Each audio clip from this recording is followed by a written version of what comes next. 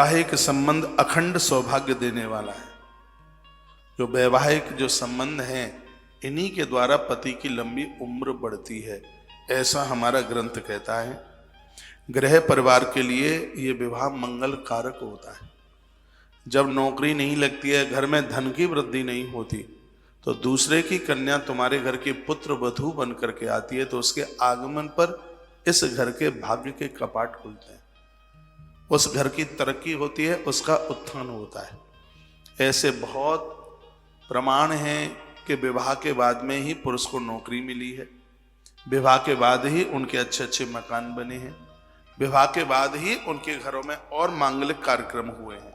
ऐसे कई प्रमाण हैं। वर्तमान में धार्मिक विधि विधान गौड़ होती हुई जा रही है और बाहर के आडंबरों पर विशेष बल दिया जा रहा है। ये बहुत बड़े दुख की बात है, बहुत बड़े खेद की बात है। आज मंडप की विधि परंपरा खत्म हो गई है।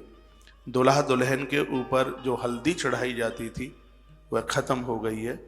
वर वधू के हाथ में कटार दिया जाता था, वो सब ये विधियां सब खत्म हो गई हैं। पहले गीत गाए जाते थे, महीने पहले से मांगलिक उत्सव आरंभ हो जाते थे। ये सब विधियां समाप्त हो रही हैं, जो कि हमारे धर्म के लिए बिल्कुल भी शुभ नहीं है। बाह्य आडंबर ज़्यादा दिखाई देते हैं और ये बिल्कुल ठीक नहीं है। विवाह में अनुष्ठीयमान अनेक कर्म हैं। जो विवाह होता है वह अनुष्ठानिक है, उसमें बहुत कर्म है, विधान है, कुछ प्रधान, कुछ अंगभूत हैं, कुछ कुल परंपरा से प्राप्त हैं। जैसे कन्या प्रतिग्रह, पाड़े ग्रहण, लाजा होम, अस्मारोहण, सप्तपदी तथा जयादि होम, ये प्रधान कर्म हैं विवाह में। मधुपर्क, सूर्य दर्शन, सूर्य पूजा, ध्रुव दर्शन, हृदयालंबन, अभिषेक भगवान का, चतुर्थी कर्म, ये विवाह के अंगभूत कर्म हैं। विवाह शमशानो ग्राम प्राविशात तात, वह कहते हैं विवाह में प्रयुक्त होने वाले मंत्रों का भाव बड़ा ही उदात्त और कल्याणकारी होता है।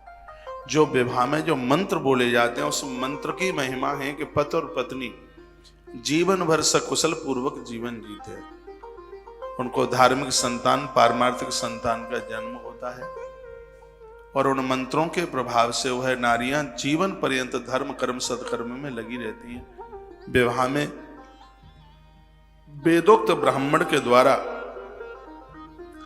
बोले गए इन मंत्रों का अपने आप में इतना बड़ा प्रभाव है।